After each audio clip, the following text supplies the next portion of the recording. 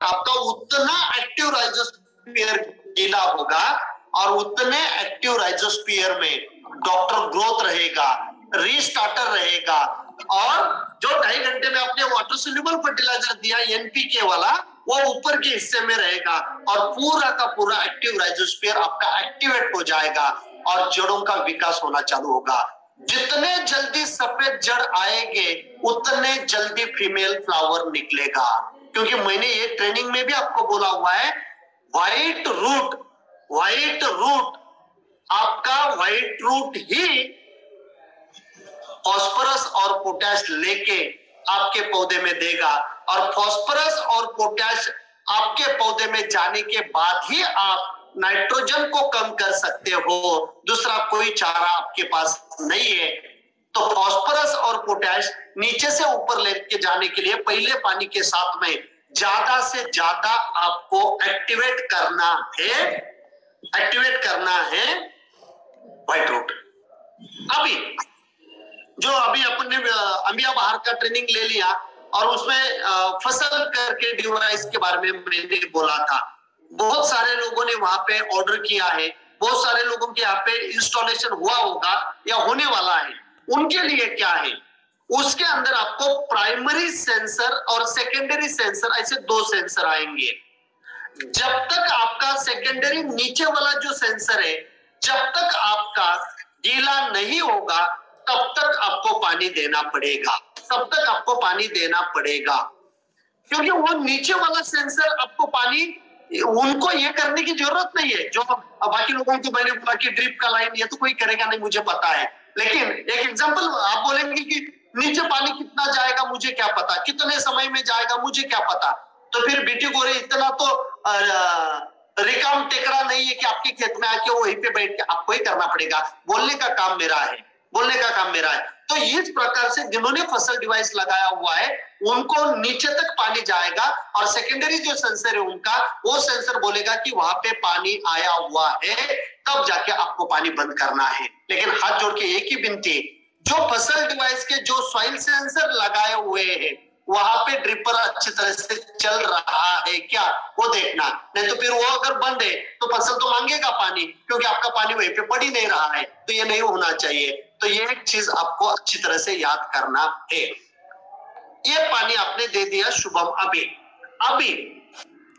ये पानी आप, आज का 31 जनवरी है इसलिए मैंने बोल दिया, ये सेम पानी आपका 15 फरवरी को अलग रहेगा, ये सेम पानी आपका 1 मार्च को अलग रहेगा, आपका सेम पानी 15 मार्च को अलग रहेगा। क्योंकि आपके मिट्टी में जितना नमी कम होता जाएगा और जितना क्लाइमेट ड्राई होता जाएगा और जितना सनलाइट तेज होता जाएगा और जितना ह्यूमिडिटी कम होता जाएगा, उतना ये पानी आपको ज्यादा देना पड़ेगा। तो शुभम का जो प्रश्न है कि क्या मैं सिर्फ अभी ड्रिप के पानी से ही मेरा फीमेल फ्लावर सेट कर सकता हूं क्या, तो इसका आंसर आज के तारीख में मैं दे सकता हूं कि यस। लेकिन लास्ट ईयर आपने देखा होगा 1 मार्च से लेके 10 मार्च तक टेम्परेचर 35 डिग्री सेंटीग्रेड से लेके 42 डिग्री सेंटीग्रेड हुआ था, सडन हाइक हुआ था टेम्परेचर। और उस टाइम आपके पौधे में स्ट्रेस मैनेजमेंट के लिए सिर्फ पानी ही काम करेगा, सिर्फ पानी ही काम करेगा। तो वहां पे पानी कम नहीं होना चाहिए। ऐसे टाइम, अच्छी तरह से सुनिए, ऐसे टाइम आपके यहां पे आपको फूला पानी देके फीमेल फ्लावर लंबी करना और सेटिंग में मदद लेना, इसके लिए काम आएगा।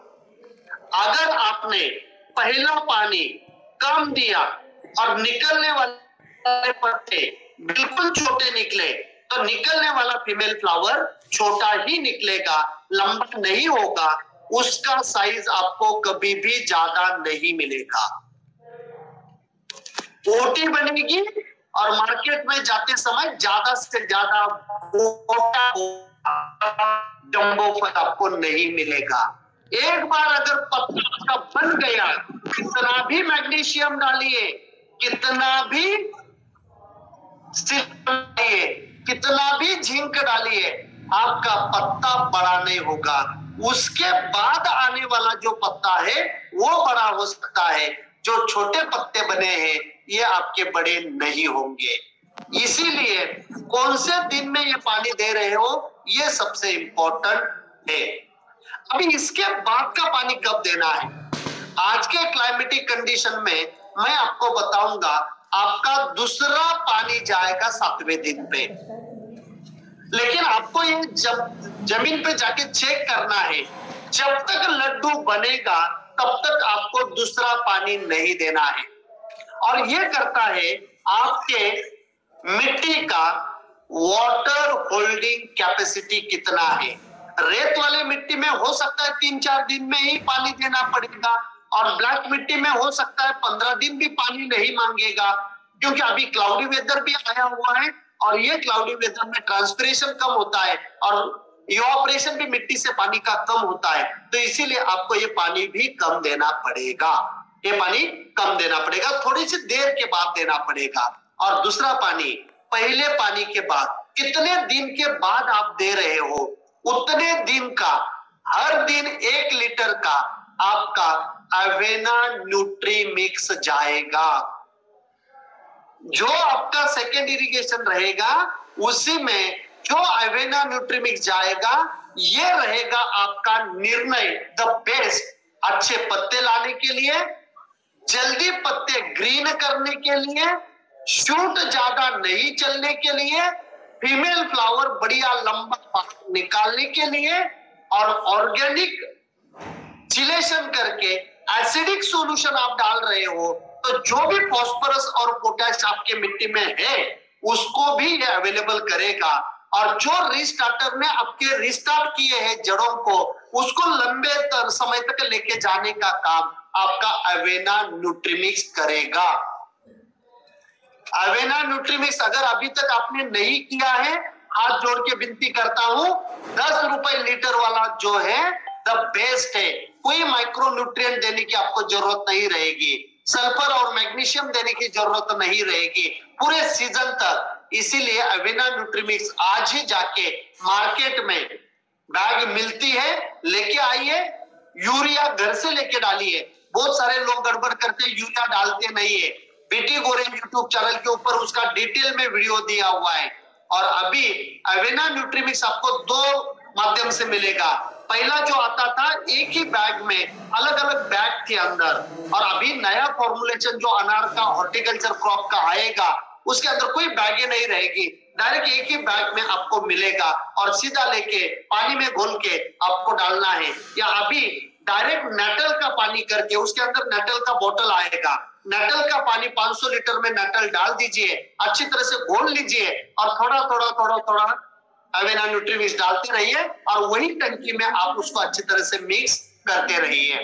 नेटल पता है आपको कि कोई भी फर्टिलाइजर अगर आपको पानी में अच्छी तरह से घोलना है, जो जड़ों से अंदर जाएगा, पतला करना है, तो उसके लिए नेटल बहुत अच्छी तरह से काम करता है। तो वो आपको अवेना न्यूट्रीमिक्स में, और आपका पानी अगर खा रहा है, फर्टिलाइजर अच्छा मिक्स नहीं होता है, तो उस टाइम आप आधा ml पर लीटर पानी में पहले नेटल डाल दीजिए, जो प्रणा मैग्नेटिक का प्रोडक्ट आता है, और उसी के साथ में फर्टिलाइजर मिला के आप दे सकते हो।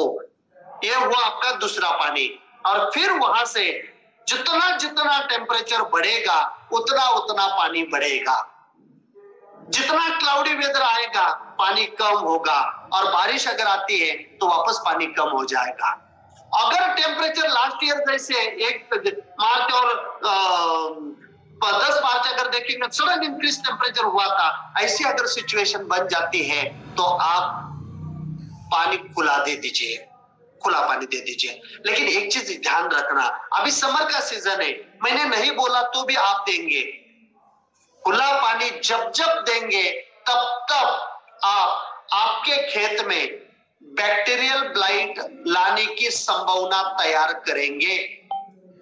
इसीलिए पहले 3, अगर कल आपको खुला पानी देना है, आज आप ऐसे साफ सफाई कर दीजिए, अगर आपके काड़ी के ऊपर, अगर आपके पत्तों के ऊपर, अगर वहीं पे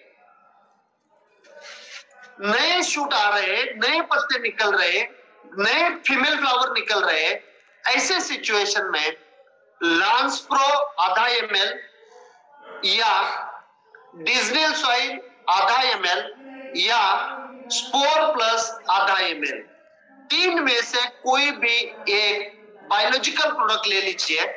उसके साथ में एसके बायोबिज का एसएसपी नाम से स्टिकर आता है जो बायोलॉजिकल्स के अंदर चलता है, वो ले लीजिए आधा ग्राम और इसका बिल्कुल बढ़िया स्प्रे करवा दीजिए, ताकि ये सैन्य अगर अपना वहीं पे रहेगा तो थोड़ा बहुत बैक्टीरियल ब्लाइट अगर एक्टिवेट भी होगा, खुला पानी देने के बाद ह्यूमिडिटी बढ़ेगी, टेम्परेचर भी ज्यादा ही है, तो बैक्टीरियल ब्लाइट आने की पॉसिबिलिटी बढ़ेगी और यही माइक्रो ऑर्गेनिज्म अगर वहीं पे रहेंगे तो ये बैक्टीरियल ब्लाइट को ग्रो नहीं होने देंगे और अपने प्लॉट में बैक्टीरियल ब्लाइट नहीं बढ़ेगा।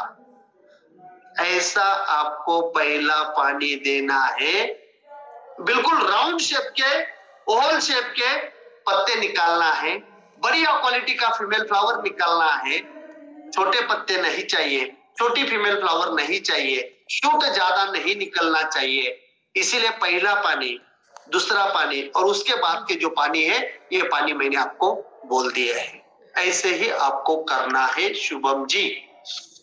तर खूप छान उत्तर मिळालं सर, सगळे गैरसमज दूर झाले पहिल्या पाण्याचे। इसीलिए तो मैंने बरेच लोक बोलतात ना पहिलं पाणी मोकळं द्यावं लागतं काही ठिकाणी। यस यस, यही तो मेरा काम है।